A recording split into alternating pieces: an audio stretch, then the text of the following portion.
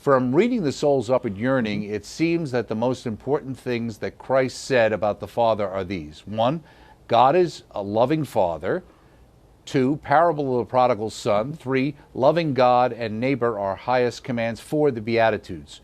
Would you both not agree? Now, I'm not an expert, so I'm going to defer to you. So what do you think about those 4 important points, and how would you rate them? I think those points are very true.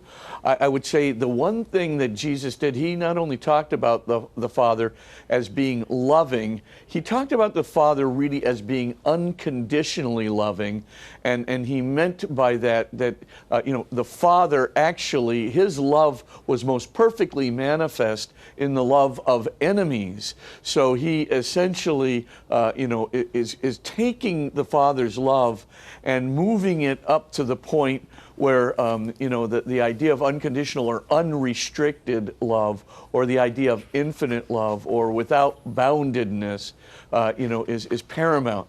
And the whole reason that Jesus tells the father of the prodigal son, or the story about the father of the prodigal son, which is really about the father and not about the younger son, the reason he tells it is to show that the Father's love is unconditional, because the way Jesus sets it up is to show, right, that here's a boy who's done everything wrong by the old covenant, right? He's shamed his father, he's shamed his family, he's shamed his country, shamed his election, shamed, the Torah, shamed God. He became ritually impure by living with the pigs. And after all of this, right, that just makes him, in one view, the old covenant view, the kid is almost irredeemable. But for Jesus, right, you can see right away that the Father comes out to greet the boy, completely restores him to full membership with the family, and is so overjoyed that he kills the fatted calf. In other words, unconditional love. The same thing with the parable of the Good Samaritan, right? Because remember, the Samaritans and the Jewish people were at odds with one another. In fact, they were so angry with one another and such, enemies of one another, that the Samaritans at one point took a bunch of dead men's bones, ground them up, and took the dead men's bones dust and poured it all over the temple to defile the temple.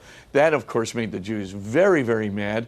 And of course, the two of them after that point were real enemies of one another. Yet in that parable of the Good Samaritan, it is the Samaritan who comes and binds up the wounds. The enemy binds up the wounds of this Jewish guy. They become, as it were, they are brothers in the way that God would want. Again, this notion of unconditional love. So there's no getting around it. I mean, Jesus is not just talking about the Father as loving, he's talking about the Father as unconditionally loving. And again, we see this very thing, the idea of, in the Old Testament, love your neighbor and hate your enemies, right? Or in the Old Testament, we do see, right, this idea of lex talionis, an eye for an eye and a tooth for a tooth.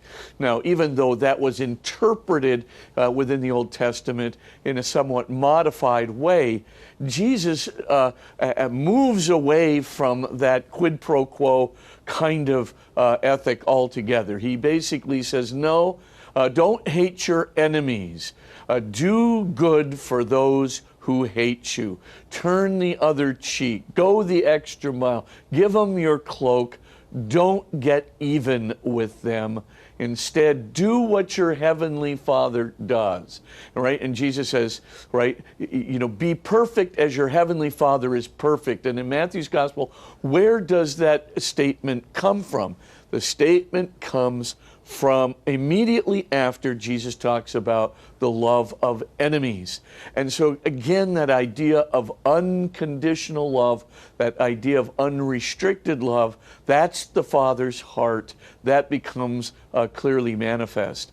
Again, when there's so much in a name, right? And what the questioner has said here, about the idea of calling God Abba, is so important, because what's in a name? Everything.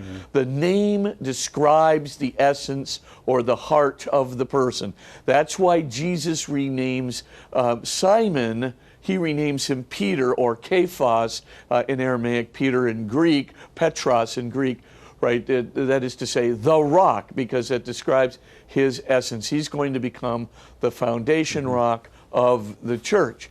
So in essence then, when Jesus tells his followers, call the Father Abba, call him by the most intimate, childlike, trusting name that you can possibly think of, which would be Abba, Daddy, Papa, right? Affectionate, loving parent. That's the way to address the Father. Again, that notion of unconditional love comes out.